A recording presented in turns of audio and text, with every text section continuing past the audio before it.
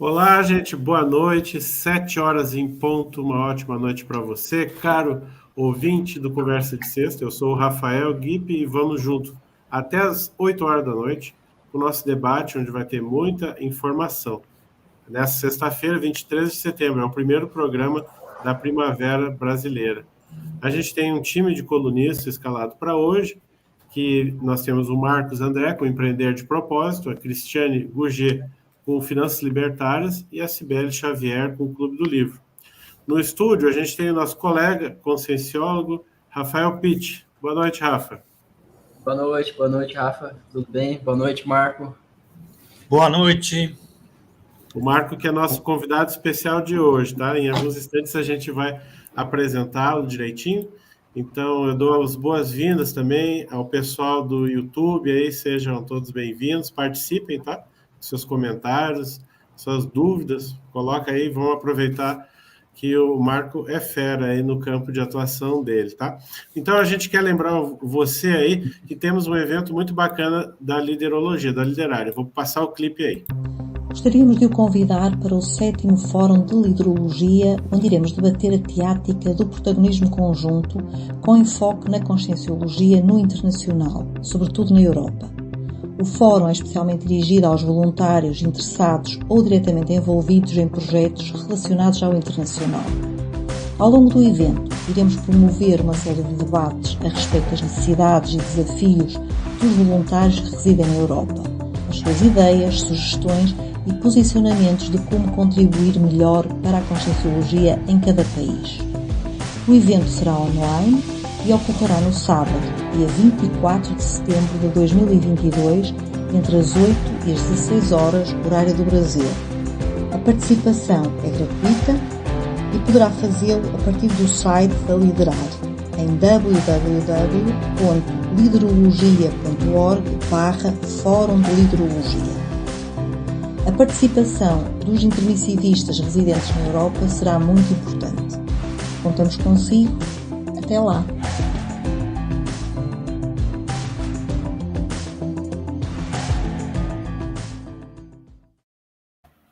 Ó, evento muito bacana, gratuito, amanhã, tá? Então, não percam, tá? Vai ser bem bacana, vai ser da hora. Ó, nosso convidado caiu da transmissão aí. Mas antes disso, a gente pode passar para vocês aqui a nossa coluna do Empreender de Propósito. Então, fica ligado que daqui a pouco o Marco está de volta. Olá, esse é o Momento Empreender de Propósito. Você já ouviu falar em startups? Segundo Steve Blank, professor das universidades de Stanford e Berkeley e criador do termo startups, uma startup é uma organização em estágio inicial formada para construir um modelo de negócios inovador através da tecnologia. Ideias de negócios inovadores usando a tecnologia como propulsor estão revolucionando o mundo dos negócios. Em 2006, as 3 maiores empresas do mundo, segundo lista da Bloomberg, eram empresas de energia. De 2010 até os dias atuais, as 5 maiores empresas do mundo são grandes empresas de tecnologia, como Amazon, Google, Apple e Microsoft, que começaram sua operação como startups em garagens ou na casa dos fundadores. Diferente de uma empresa tradicional que cria um produto ou serviço e lança no mercado em busca de clientes, uma startup tem uma ideia inovadora e cria um protótipo para resolver um problema real, co-criado junto com um potencial cliente que tem esse problema, em esquema de parceria ou permuta. Após a validação desse protótipo com esse primeiro cliente, é lançado então um mínimo produto viável, que é uma primeira versão do produto que vai sendo aprimorado a partir do feedback constante de clientes. Esse modelo de negócios permite que produtos e serviços inovadores sejam lançados em uma velocidade muito mais acelerada do que a inovação em empresas tradicionais, que estão perdendo mercado para as startups. No Brasil, temos como melhores exemplos de startups as chamadas fintechs Nubank, Banco Inter e C6, a foodtech iFood e a plataforma de aluguéis de imóveis Quinto Andar. Segundo a Infomoney, já há no Brasil uma startup para cada 12 mil habitantes. Apesar do crescimento do número de investimentos em startups e do protagonismo das startups no mercado, segundo dados do Sebrae, apenas 4,3% das empresas brasileiras são empresas de base tecnológica, e menos de 4% dos negócios abertos no Brasil são produtos ou serviços inovadores. Em um país com dimensões continentais como o Brasil, há um potencial gigantesco de oportunidades para inovação. E você, empreende fazendo o que todos já estão fazendo ou pensa em resolver problemas reais através da inovação? Eu sou Marcos André, esse foi o Momento Empreender de Propósito. Um abraço, até mais. Legal. Rafa, pode apresentar, por gentileza, o nosso convidado, Marco Nascimento? Claro, vamos lá. Então, o Marco Antônio Nascimento, ele é informata, graduado em Tecnologia de Processamento de Dados, pós-graduado em Marketing da Voz e Educação Transformadora. Ele é especialista em desenvolvimento de sistemas, é mestrando em Desenho, Gestão e Direção de Projetos, nasceu em São Paulo, na capital, é voluntário da Conscienciologia desde julho de 1993, então é muito mais antigo do que eu tenho de idade. Docente de Conscienciologia desde janeiro de 94 e tenepsista desde setembro de 1998. Então, o Marco tem muita bagagem para compartilhar com a gente aí. O Marco caiu da conexão de novo aqui, deu um probleminha, né? Mas logo que ele voltar, a gente já... voltou, calma aí. Oi, Marco. Oi, Marco, tudo bom? Voltamos aqui. A gente falou do teu currículo, né? Você conhece bem o seu próprio currículo, é muito extenso, bacana, ótimo ter você. Obrigado por você ter aceito o convite, Marco. Rafael, uma satisfação muito grande estar aqui com você. Essa iniciativa eu vejo que é muito importante, né? Porque nós conversamos pouco sobre as mudanças com a devida seriedade, né? Porque tudo que envolve mudança, muitas vezes é visto de formas que assim, são pouco racionais, né? O processo vai muito para o emocional, porque a mudança representa algo novo, né? E o novo mexe com os aspectos das inseguranças humanas, né? Então, a gente está diante de um cenário de muitas mudanças, muitas inovações, vamos dizer assim, muitas propostas, e a análise mesmo, né, dessa realidade toda e dos cenários possíveis, né, não é feita com, vamos dizer assim, com o cuidado que, a meu ver, é importante, necessário, né? Porque são temas que vão mexer com as nossas vidas aí nos próximos 5, 10 anos, e vai impactar todo mundo, né? As inovações vão impactar as nossas vidas, né? Sim. Marco, fala um pouquinho, só para a gente começar a esquentar aí a nossa conversa, fala um pouquinho da tua trajetória como empreendedor. Eu sei que você, assim, sempre foi, né? Teve negócios em várias áreas e principalmente envolvendo tecnologia, educação também, né? Fala para nós um pouco aí. Tá bom, eu posso dizer assim que a parte, por exemplo, profissional, eu divido em duas fases, assim, né? A parte, logo após a minha formação, né, na faculdade, em que eu fui trabalhar com a tecnologia, de uma maneira que era a forma tradicional, né? Você ser empregado de uma grande empresa. Então, eu passei por grandes empresas. Uma boa fase da minha vida foi trabalhando para grandes organizações. Mais ou menos em 1994, olha só, né? A gente está falando do começo da internet, né? Uhum. Eu entrei como, vamos dizer assim, um empreendedor em algumas atividades, né? Só em 2000, realmente, a gente conseguiu montar uma empresa que se possa definir como uma empresa, vamos dizer assim, na época, tecnológica, tá? Que a gente oferecia um produto que tinha um mercado novo em função da disseminação da internet. Tinha muita coisa para ser explorada no campo online, no campo dos serviços online, e a gente entrou num segmento de recrutamento e seleção, fornecendo uma plataforma para captação de recursos, de profissionais. Essa empresa, vamos dizer assim, que ela teve um período profícuo, né, de crescimento, que durou mais ou menos 8 anos. Então, a gente cresceu muito, de 2000 até 2008, podendo, vamos dizer assim, poderia dizer que a gente chegou num nível assim de alta qualidade de serviço, uma boa carteira de clientes, uma boa estabilidade em termos do negócio em si. Uhum. E aí o que aconteceu? A empresa entrou numa zona de conforto. Foi o erro, né? Então, temos um produto que é campeão. Vamos manter. Então, todo o empenho da empresa foi para manter os serviços, né? E vamos dizer assim, a nossa volta estava ocorrendo já uma revolução tecnológica que a gente demorou para perceber. Quando percebeu foi tarde. Então, as empresas que entraram com tecnologias inovadoras, elas foram ganhando mercado. Então, de 2008 até 2015, que foi o período que eu saí da empresa, foi declínio, entendeu?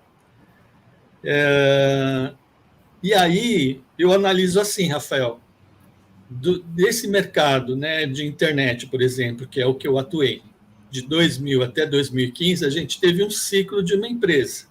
Uhum. Teve o lançamento do produto, teve o crescimento, teve, vamos dizer assim, a expansão da base de clientes, aumento de faturamento.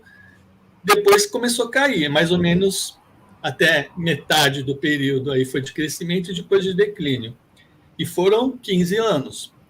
Hoje a gente pode dizer que esse ciclo reduziu. Então a gente vive hoje, por exemplo, em ciclos de 2, 3 anos, que uma empresa consegue manter um produto campeão. É muito Marco, tempo, entende? Isso é assustador. Nesse caso, porque me corrija que é a lei de Moore, não é? A questão lá da velocidade de processamento. Não é isso? Então, tem a ver. E parece que isso aí se aplica também para os negócios, né? Pelo que você está falando. Aplica, porque, veja, uma inovação que ocorre de tecnologia fomenta um novo negócio, uma nova forma de resolver um problema, entendeu? Então, vamos pegar o exemplo do metaverso. Está aí. É uma realidade. As empresas estão investindo bilhões para construir realidades, né, em que as experiências que as pessoas vão ter com a internet vai ser muito mais imersiva, né? Só que, assim, as empresas que hoje têm produto, que são os campeões de vendas, muito provavelmente não estão vendo esse movimento acontecer. E vão ser pegas de surpresa. Quando acordarem para uma realidade nova, de uma nova tecnologia, já não tem mais como acompanhar a onda da nova tecnologia que vai chegar. Entende? Então, é um cenário de mudança rápida e que, na verdade, ele faz com que o ciclo de vida das empresas fiquem muito reduzidos. É muito raro hoje um negócio, por exemplo, Nestlé. Nestlé existe há quanto tempo? Mais de 100 anos. Mais de 100 anos, Então, as empresas que hoje nascem já não conseguem mais fazer um planejamento, por exemplo, de um período de vida longo, entende? Então, isso traz um problema. Por quê? Por causa das tecnologias. Então, uma Nestlé, para se estruturar da forma como estruturou, poxa, eles criaram um mercado, eles criaram um leque de produtos muito grande, então ainda se mantém. Mas, por exemplo, montadoras de automóveis, que também são centenárias, hoje já tem risco de não sobreviver aos carros elétricos, por exemplo, entendeu? Mas mesmo uma Nestlé, né, uma empresa que tem sobrevivido a ciclos, né, tem se reinventado, né, e também investido em pesquisa e desenvolvimento. Precisa, Rafael. Então, qual a estratégia que essas grandes empresas adotam? Elas não têm condição de acompanhar a evolução tecnológica, porque são muitas frentes para você trazer para dentro, certo? Então, elas acabam criando as incubadoras e sustentando as incubadoras das startups e ficam de olho ali nas inovações que podem trazer valor agregado para o negócio que eles têm. Quando surge um negócio bacana, eles vão lá, pensam o projeto, pensam as pessoas e trazem valor agregado, aquilo dá uma sobrevida, né, nas ofertas, nos produtos, e eles vão se mantendo. É uma forma que eles... Porque esses laboratórios, antigamente, elas investiam dentro da própria empresa, só que ficou mais barato deixar as startups fazer isso, né, e capturar o know-how. Eles vão lá e compram tecnologia, né? Tipo, a startup pega e desenvolve a tecnologia, os caras compram ou a startup só por causa da tecnologia. Compra tudo. E a vantagem qual que é? Não precisa pagar o pesquisador. Né? Porque o pesquisador ele tem automotivação, porque ele já visualizou um negócio bom, ele vai investir o tempo, a energia e o conhecimento dele para produzir alguma coisa. Se nessa esteira de inovação realmente ele chegar no produto legal, aí ele vai ter uma grande oferta. Ele acaba, né, ficar rico, tá? Mas mesmo assim a empresa economiza bastante, entende? Então, Marco, aí eu tinha essa pergunta já com a tua vinda para cá, né? Com o próprio título. Isso tem afetado, então, bastante a questão do emprego, né? E dos empreendimentos mesmo, né? Muito, muito. Então, assim como o ciclo de vida da empresa está muito reduzido, os empregos também. Né? A perspectiva da pessoa fazer uma carreira, como antigamente, né, a pessoa imaginava, eu vou entrar numa IBM e vou me aposentar lá. Hoje já não dá mais, né, para fazer uma carreira dentro de uma empresa, né, centenária. Então, você vê, a IBM, por exemplo, que era uma empresa que as pessoas visualizavam como uma carreira de longa data, né, de longo prazo, já não é mais assim. Então, os profissionais passam por ciclos rápidos dentro da empresa. Então, esse, quando tu te formou lá atrás, devia ser o sonho de consumo, né? A Big Blue, né? Era um dos, né? Você tinha alguns, né? Texas exemplo, Instruments, Bell Labs. Tinha alguns. Uhum. Então, a Microsoft é mais nova, né? Não era? Não, a Microsoft já também é mais nova que a IBM, certamente, mas ela já está um bom tempo aí no mercado. Em 86, por aí, a Microsoft já tinha uma projeção boa no mercado, né? Uhum. Então, Rafael, respondendo, o que acontece com o emprego? O emprego fica muito instável, né, em todos os sentidos, né? Então, se você tem um emprego que ele não envolve tecnologia, qual que é o risco? Você ser substituído por uma máquina, seja um robô, seja uma inteligência artificial, seja um novo método, né, de fazer aquele serviço, e aquele que você aprendeu já não se aplica da mesma forma. Então, o trabalho operacional, aquele que envolve mais, vamos dizer assim, a força, vamos dizer assim, convencional do trabalho, né, mais, vamos chamar, chão de fábrica, esse corre o risco da substituição pelas máquinas. Sim. Aí você fala, não, então a questão agora é a gente ter um trabalho que envolva tecnologia, sem dúvida. Mas qual tecnologia? Então, por exemplo, se você pegar as tecnologias e o ciclo dessas tecnologias, você vê que também os profissionais de tecnologia ficam para trás. Entende? E se esse profissional não se atualizar, ele não consegue mais mercado. Passa 2, 3 anos, aquilo que ele aprendeu a fazer já não se usa mais, e ele vai perder o emprego para alguém que domina uma tecnologia mais nova, que foi lançada. Então, existe instabilidade, existe um processo de muita tensão e competitividade no campo do trabalho. Basicamente, assim, esse é um equilíbrio tênue, né? Porque a nova tecnologia surge e torna obsoleto o conhecimento passado. E se você está naquela parte anterior, você vai, né, mais dia, menos dia, vai ficar sem trabalho. Então, tem que estar sempre se atualizando, né? É muito complexo. Então, por exemplo, existem as carreiras acadêmicas. Então, o que é uma carreira acadêmica, né? Que você conhece muito bem. Você tem lá, você se forma como professor, você faz o mestrado, você se qualifica, faz um doutorado, né? Então, você pensa assim, não, quando eu chegar ao doutorado, eu vou estar com o mercado melhor para mim trabalhar. Não é verdade. Por quê? Porque as faculdades, elas preferem quem tem o mestrado. Por quê? Paga menos do que quem tem doutorado. Então, tem pessoas que chegam no doutorado e se arrependem. Por quê? Elas não têm a mesma empregabilidade que antes. Entendeu?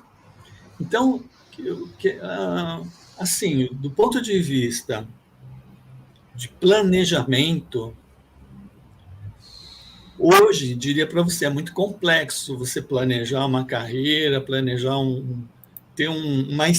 conseguir uma estabilidade. Tanto em termos de negócio quanto em termos de carreiras, a gente tem necessidade de desenvolver essa competência da adaptabilidade.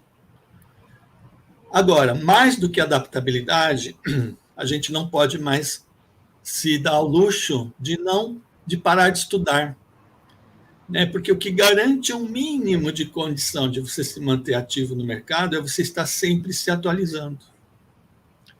Então, aí entra um outro ponto que eu vejo importante, que é assim, para você sempre estudar algo relacionado à sua profissão, você precisa ter motivação para isso.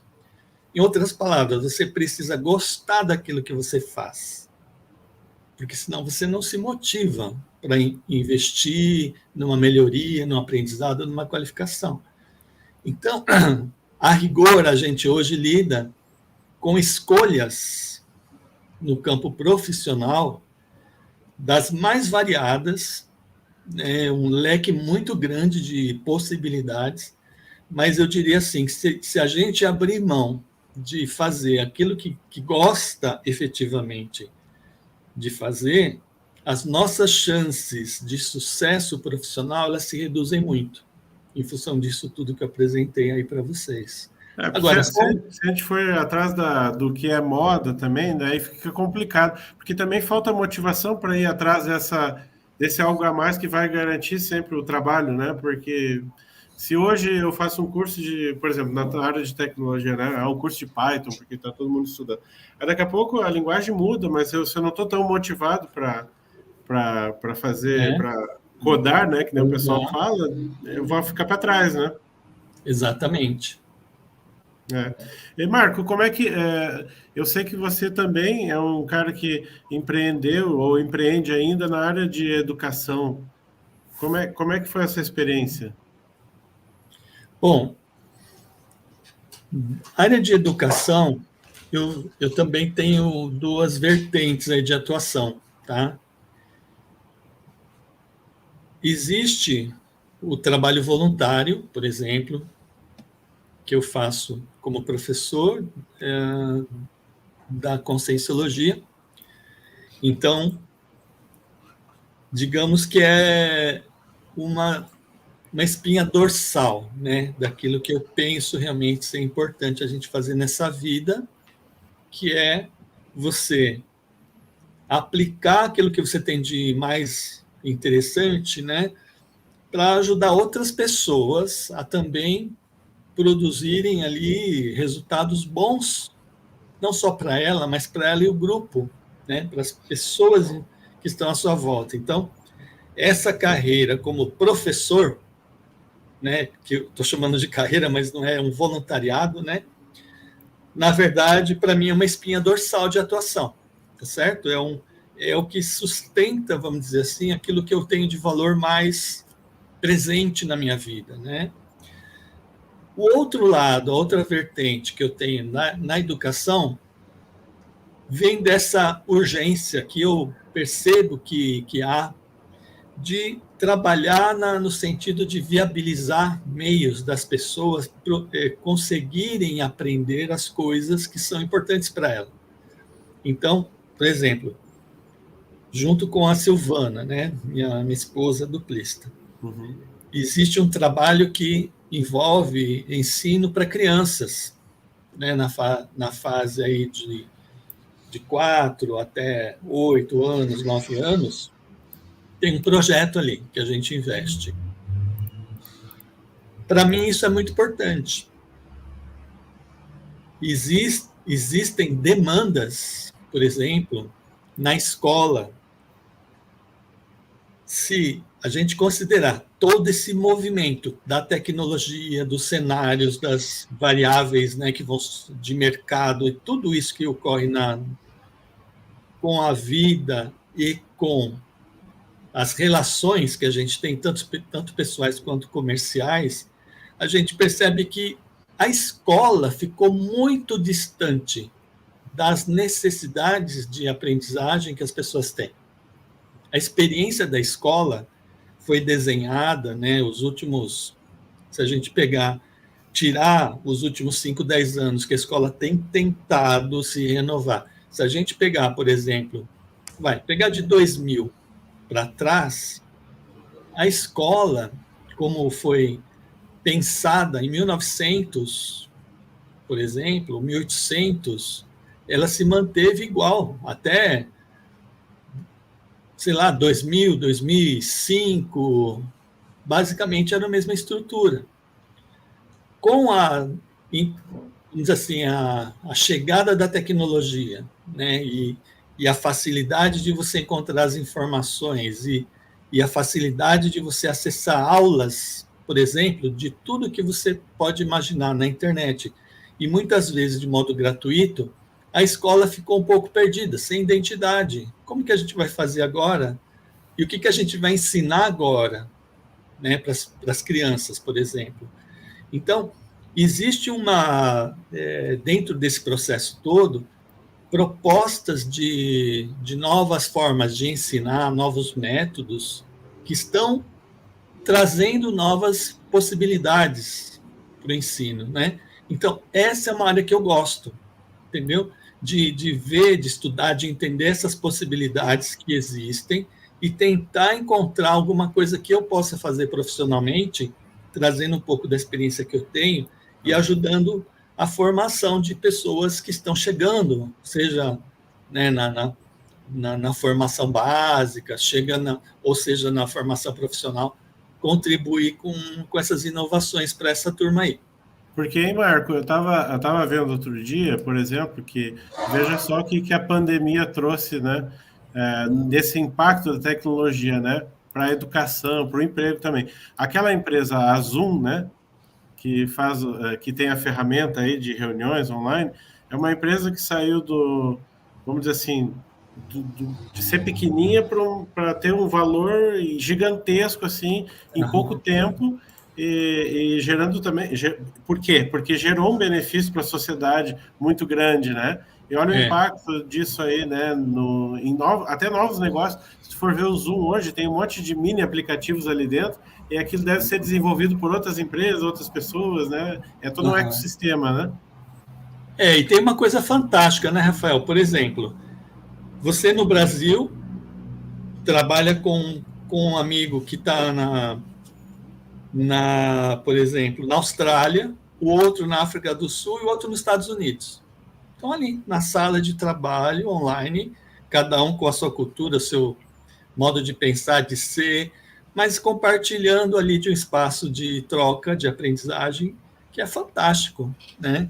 Em termos de desenvolver, por exemplo, o abertismo, né, para as novas culturas, para os novos valores, universalismo, que é você estar, vamos dizer assim, propenso a abrir as portas e se relacionar com pessoas diferentes, né?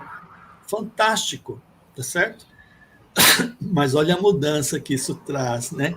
Imagina uma sala de aula que a criança vai, fica fisicamente ali com aquela turma, né?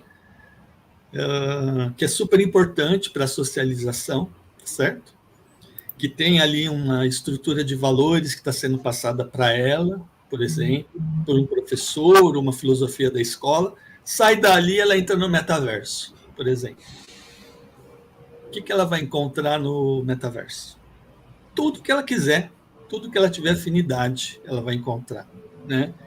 E aí, como que você consegue direcionar, vamos dizer assim, aquele plano de educação pensado, teoricamente, para a pessoa que só vai consumir o seu conteúdo, sendo que essa criança sai dali, ela vai acessar coisas que podem ser totalmente contrárias àquilo que você está passando, né? Como conciliar isso tudo, quer dizer, o ensino convencional com esse ensino multifacetado que hoje as tecnologias permitem. Olha o desafio que a escola É o desafio da educação, né? A gente vai fazer um pequeno break agora e a gente volta com o Rafa. Eu acho que vai querer botar uma pergunta do YouTube aí. A gente Legal. volta loguinho. Beleza. Olá, sejam bem-vindos a mais uma edição do Finanças Libertárias. Meu nome é Cristiane Gugê, sou planejadora financeira pessoal. Você sabe avaliar seu nível de conscienciosidade financeira? Vamos lá?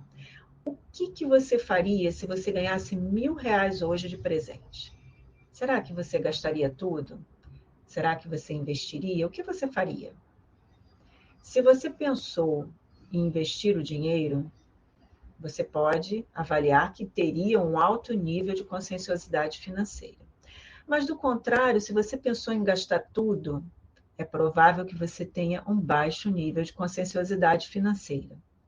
É claro que existem N fatores para você se avaliar, mas, a grosso modo, você já consegue fazer essa avaliação respondendo essa simples pergunta. Mas o que seria a conscienciosidade financeira? A conscienciosidade financeira é a capacidade que você tem de regular seus impulsos perante o dinheiro e desenvolver um planejamento visando construir alta renda. Muito obrigada e até a próxima edição do Finanças Libertárias.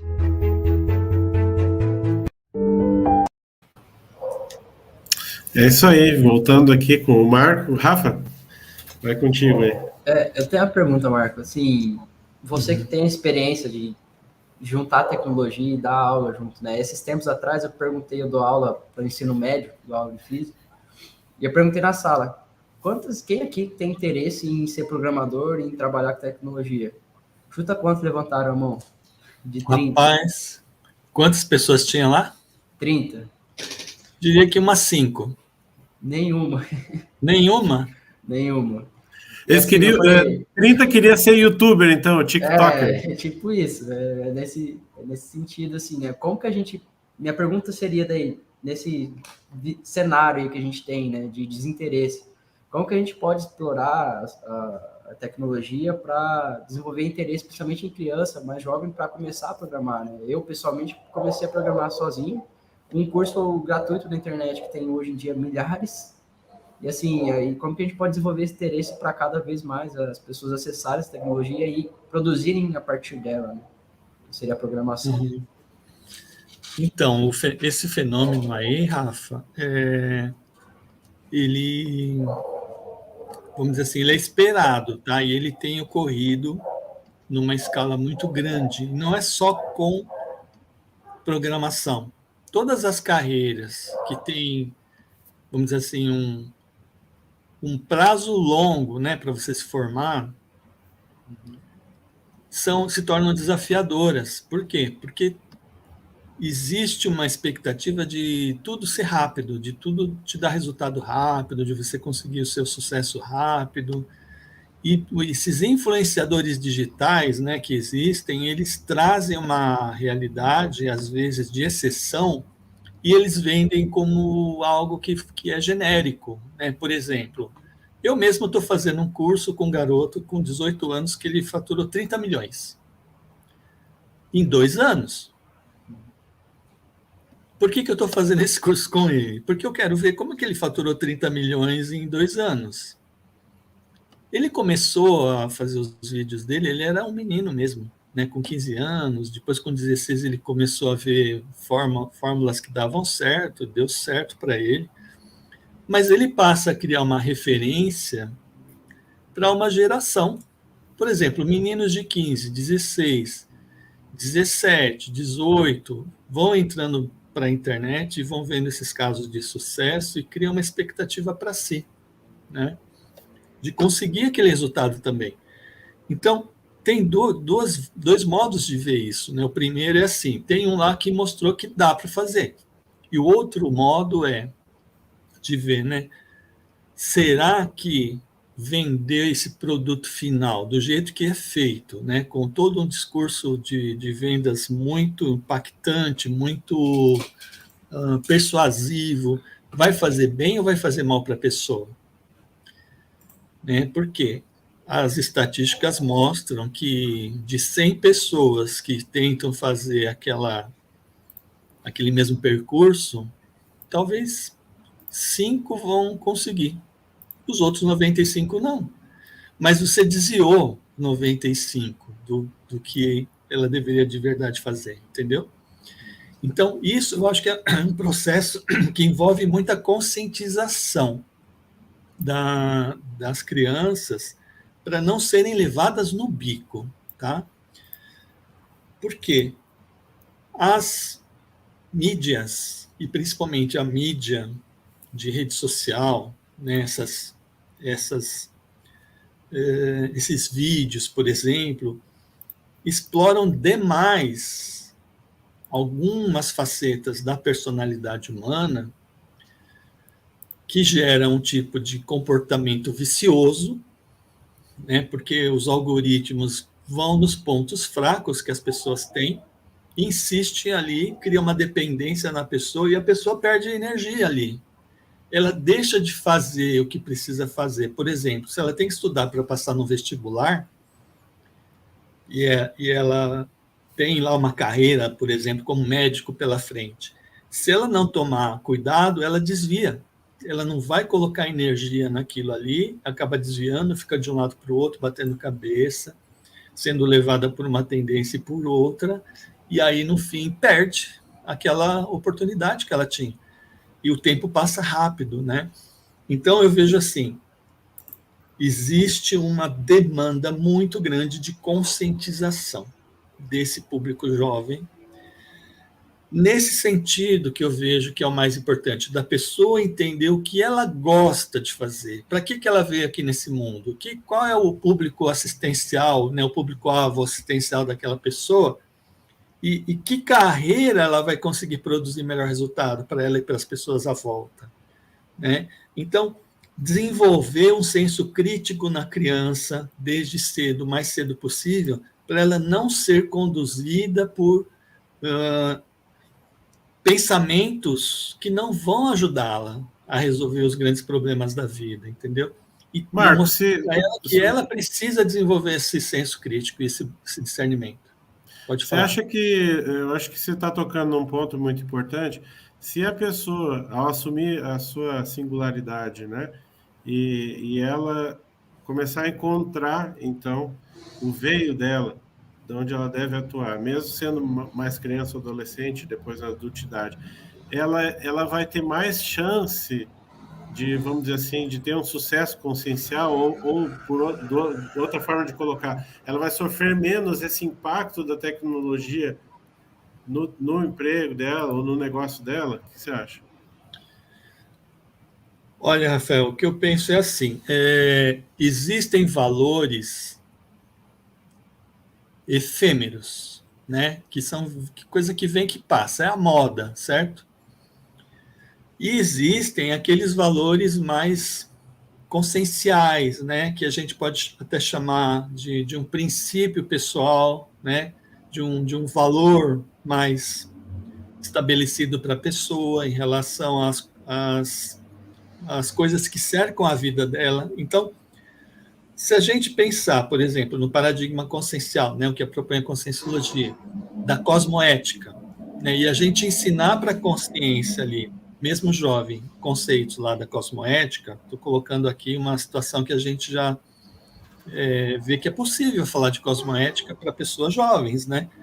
Então, isso vai ligar vamos dizer assim, algumas sinapses que vão fazer a pessoa refletir com mais profundidade, entender as situações de modo diferente e aumentar o senso crítico. Então, quando ela faz isso, que ela traz para ela a responsabilidade de fazer as escolhas, né, da melhor forma e considerando esses valores mais enraizados, mais sedimentados, mais positivos, ela consegue pôr os pés no chão, entendeu? Então, os discursos que vão passando através dela, ela não vai dar tanta importância, ela não vai ser levada no bico, né, por qualquer discurso, tá certo? Com isso, ela consegue manter um nível de lucidez melhor e fazer melhores escolhas e desenhar melhor o seu próprio caminho. Com isso, tudo que é dinâmico, tudo que é variável, vai ter importância, sim, porque aquilo faz parte da vida e a vida é dinâmica, a vida é desafio, cada dia é um desafio novo, mas ela vai desenvolver algumas competências, por exemplo, resiliência, né? Capacidade de aprender com os próprios erros, a criatividade, o senso fraterno, o senso assistencial, quer dizer, eu quero ganhar dinheiro? Quero. Vale a pena ganhar dinheiro passando a perna no outro? Não, não vale. Então, ela começa a pensar de uma forma em que ela vai ganhando uma coerência íntima com esses valores que ela tem. Então, a partir daí, os passos que ela vai dar vão ser mais firmes, entende? E ela vai conseguir construir objetivos mais sadios, mais evolutivos, e vão deixá-la mais feliz com essas escolhas. Acho que esse é o ponto. Conscientização para que a pessoa tenha discernimento e senso crítico desde cedo.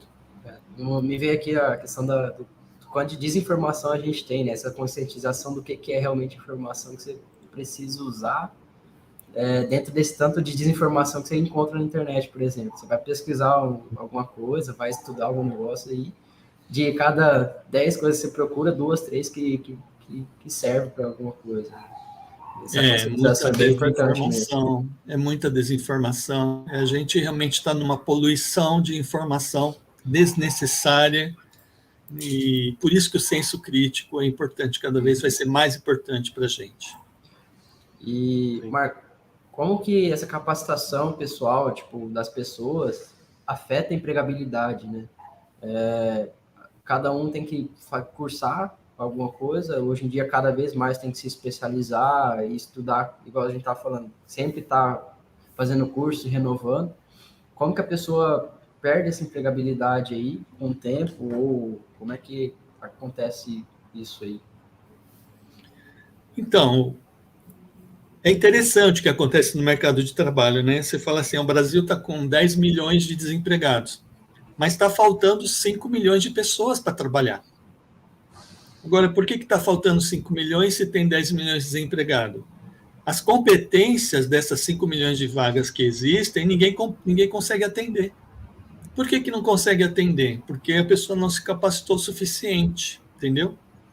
Então, a rigor, não tem, vamos dizer assim, falta de emprego ou de empregabilidade. O que tem é falta de capacitação das pessoas para conseguirem desenvolver as competências que as posições novas do mercado exigem.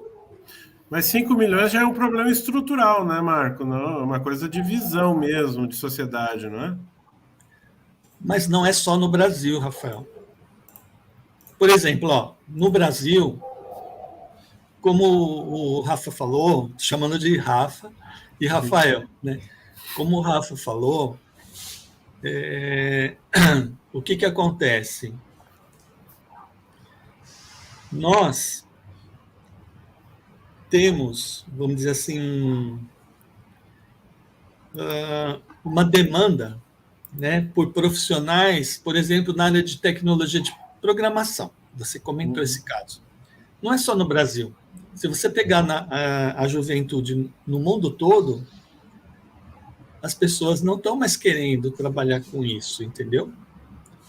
E aí, as vagas do mundo todo ficam em aberto. Então, hoje, um fenômeno que ocorre é recrutamento de profissionais brasileiros para trabalhar nos Estados Unidos, para trabalhar na Europa, para trabalhar no Japão, para trabalhar na Austrália. Agora, por que está acontecendo isso? Porque lá também não tem. Então, se você for ver, as oportunidades vão se multiplicando. Eu estou falando da tecnologia, aí no caso da programação, que é mais a minha área, mas se você, de novo, voltando agora para essa tecnologia que é o metaverso. O metaverso, ele tem brincando 20 profissões novas. Brincando assim, que vão ser importantes. Não tem... Dá uma palhinha para quem está assistindo aí do que tu estaria falando, por exemplo, assim, de profissão. Por exemplo, você vai ter no metaverso, por exemplo, roteirista, certo? De experiências no metaverso. Tá? Então, por exemplo, uma empresa vai lançar um produto, esse produto ela quer lançar no metaverso também. Por quê? Porque ali tem um público grande que vai chegar, né? Então, ela precisa montar alguma coisa, montar cenário, entendeu? Para montar cenário, você precisa ter um arquiteto. Precisa de designer também dessa coisa. Você precisa de um arquiteto especializado em metaverso para criar os cenários, para criar os objetos, para criar o roteiro. Então, para criar a mensagem que vai ser passada. Então, só no campo do marketing, propaganda, você criou novas profissões ali, né? Se você pensar em sala de aula, por exemplo, um professor vai dar hoje uma aula de física. E o professor de física, você dá aula do quê, Rafa? De física, justamente.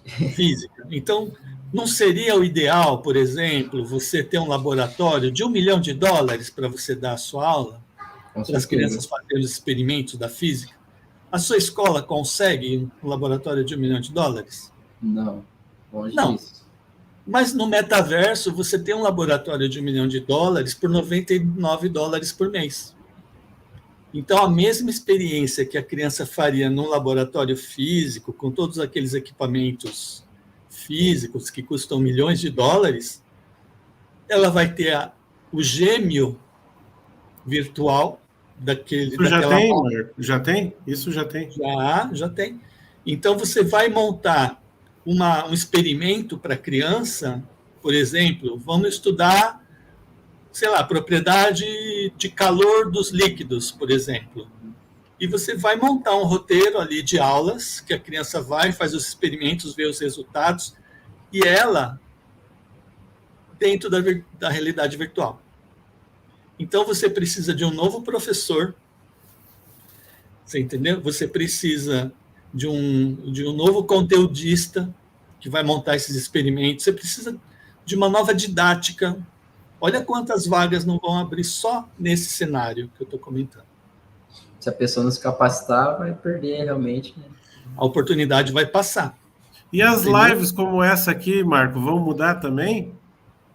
Vai ser tudo no metaverso. Como é que seria isso? Sentadinho na cadeira, na mesa redonda. No metaverso é assim, Rafael, a gente vai estar com os avatares lá, conversando numa sala como se estivesse fisicamente ali, entendeu? Mas em vez dessa experiência 2D aqui, seria 3D daí. 3D, a gente vai estar se mexendo. Imagina numa aula de projeção consciente, você dando aulas, fala assim, pessoal, agora vamos todos nos projetar aqui. Ó. Vamos nos projetar aqui. Na realidade virtual, você vai se projetar, você vai ter uma volitação conjunta com os alunos ali, todo mundo ali na sala e no ambiente virtual. Entendeu?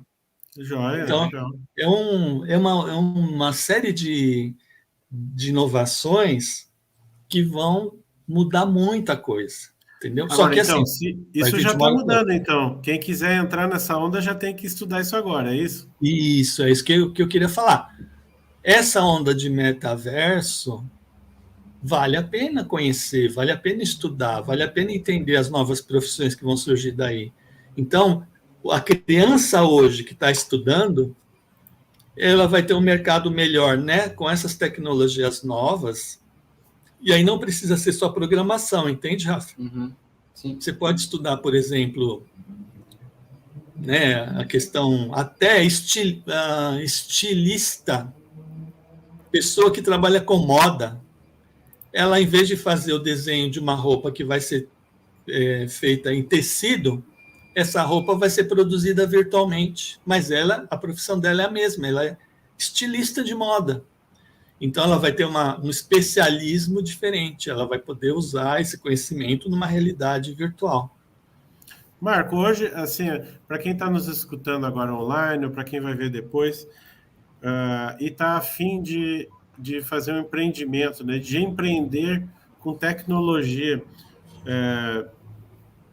teria dicas para essa pessoa aí, o que ela deve procurar, as otimizações, evitações, assim? Uhum. Olha, tecnologia, como eu disse, ela está em todas as atividades, né? Então, por exemplo, o arquiteto tem que conhecer uma ferramenta de ponta. O médico tem que aprender a fazer a cirurgia virtual lá, com robô. O engenheiro tem que entender quais são as tecnologias de ponta que tem na área, que estão sendo desenvolvidas. Então, qualquer que seja a profissão, a gente precisa abrir uma esteira paralela de estudo, que é a parte tecnológica. O que tem para essa profissão que eu escolhi? O que tem de tecnologia? Eu preciso conhecer isso daí. Então, na hora que você escolhe uma área para você atuar, que você gosta, e você escolhe aprender a tecnologia que vai dar suporte daqui a 10 anos para aquela profissão, você pode criar um negócio aqui, entendeu? Juntando as duas coisas. Porque hoje, a tecnologia entra em todos os segmentos da sociedade. Raros são os que não entram. Não sei te elencar algum que não tenha tecnologia. Mas qualquer negócio vai ter pelo menos uma rede social, tá ali a tecnologia, né?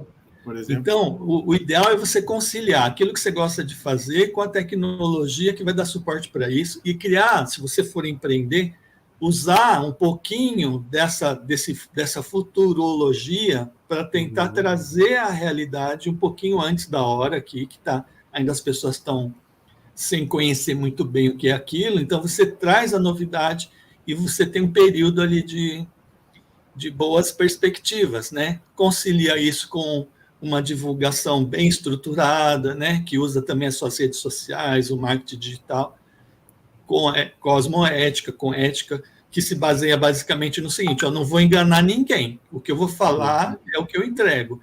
Então, se você trabalhar dentro de uma lógica, dentro de uma coerência, essas ferramentas todas vão te ajudar a alavancar os seus negócios e você vai ter provavelmente mais chances de ter resultado. É garantia que vai ter? Não. Por quê? Muitas pessoas relatam a mesma, vamos dizer assim, o mesmo caminho. Erra, acerta. Erra, acerta. Então, você vai ter que errar umas 5, 6 vezes para acertar a primeira. Entendeu? Marco, como é que tu acha que a Conscienciologia impactou a tua atuação como empreendedor? Rafael, a Conscienciologia, ela tem uma coisa muito, muito importante, que é assim: você não é isso aqui que está aparecendo aqui, você é mais que isso, né? Todos nós somos consciências que vêm de uma realidade muito maior.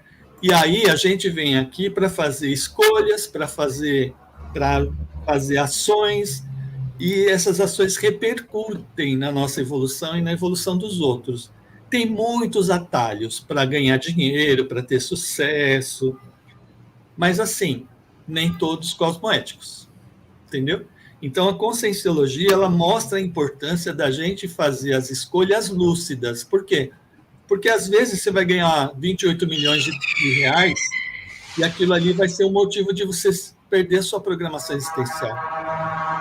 Então, ganhar dinheiro por ganhar não é o sucesso na visão da Conscienciologia.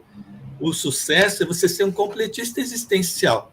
Pode ser com 28 milhões, mas também pode ser com 28 mil. Às vezes, isso não é o mais importante.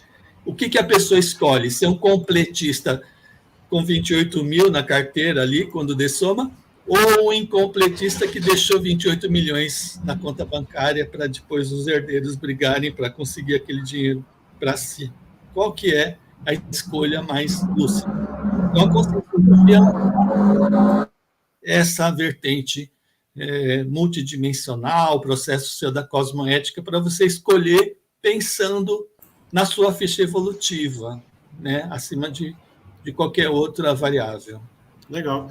A gente está se encaminhando para o fim, mas não acabou ainda. Quem está nos acompanhando, a gente tem mais algumas coisas para falar para você aqui. Mas uma pergunta que a gente faz aqui tradicionalmente, Marco, é assim: o que você acha, na tua opinião, né, que você trouxe como um empreendedor evolutivo, assim, de contribuição única, né, para essa existência? Você fala minha contribuição única? A sua. O que você acha que na sua manifestação você trouxe, assim, como, né, como consciência de benefício para você, talvez para outras pessoas também? Olha, Rafael, eu entendo que essa Cerex, para mim, está sendo muito importante, entendeu? E eu acordo assim, com a nítida sensação que cada dia é único. Realmente, hoje eu dou muito valor para cada dia que eu tenho, cada oportunidade que eu tenho. O meu movimento íntimo, interno, de pensenes, vamos dizer assim, a minha pensenidade, ela é muito ativa, entendeu? E eu vejo que existem oportunidades em que a gente pode contribuir ali com uma outra pessoa de uma maneira singular, né? E cada maneira singular que a gente consegue contribuir vamos dizer assim, é um ganho evolutivo, é uma conquista evolutiva. Então, a meu ver, a gente não vai deixar uma só contribuição ou um só legado, a gente constrói como se fosse realmente um projeto, né, de longo prazo, e cada tijolo é uma conquista, é uma contribuição. Então, assim como a gente aprende com muitas pessoas maravilhosas que passam pela nossa vida e deixam um exemplo, a gente precisa olhar também o exemplo que a gente deixa para as outras pessoas, né? E isso vai dando uma força interior, vai dando uma gratificação pessoal, vai te deixando mais sintonizado com esse fluxo evolutivo que a gente está inserido. Então, acho que esse caminho é o caminho único de cada um, entendeu? Legal. A gente tem um bloquinho agora aqui de anúncio e a gente volta para se despedir aí da galera. De onde vem a mais vigorosa esperança de solidariedade e acordos internacionais? Existem forças estruturais como uma mudança na natureza da globalização? Há esperança em nações ou instituições específicas ou em movimentos sociais globalizados? Não existe fórmula simples. Venha debater conosco no Clube do Livro Liderare. A estreia será 22 de outubro, às 16 horas. Esperamos você. O livro Internacionalismo ou Extinção, de Noam Chomsky. Venha conhecer esse autor, debater as suas ideias. Esperamos você. Eu sou Cibele Verenzuk Xavier, para a coluna do Clube do Livro Liderare.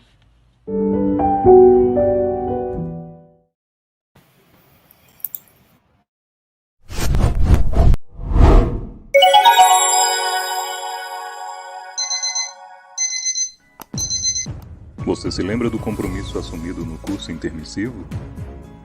Já pensou que a sua programação existencial pode ter impacto não somente em você e em seu grupo, mas no planeta?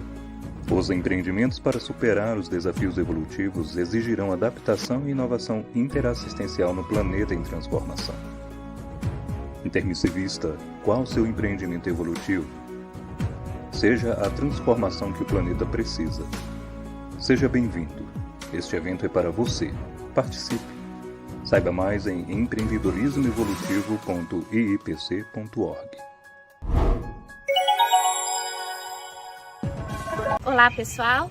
Estamos aqui trabalhando para o próximo curso de imersão em conscienciometria, é a 7ª edição, e estamos retornando de uma pandemia com novas casuísticas, novas reflexões, todos amadurecidos, e vamos então consolidar essa nova etapa evolutiva nesse curso que ocorrerá no início de novembro. Gostaríamos que estivessem conosco também participando dessa ideia e contribuindo com as suas casuísticas, com as suas vivências e também amadurecendo evolutivamente através das ferramentas conscienciométricas. Venham conosco.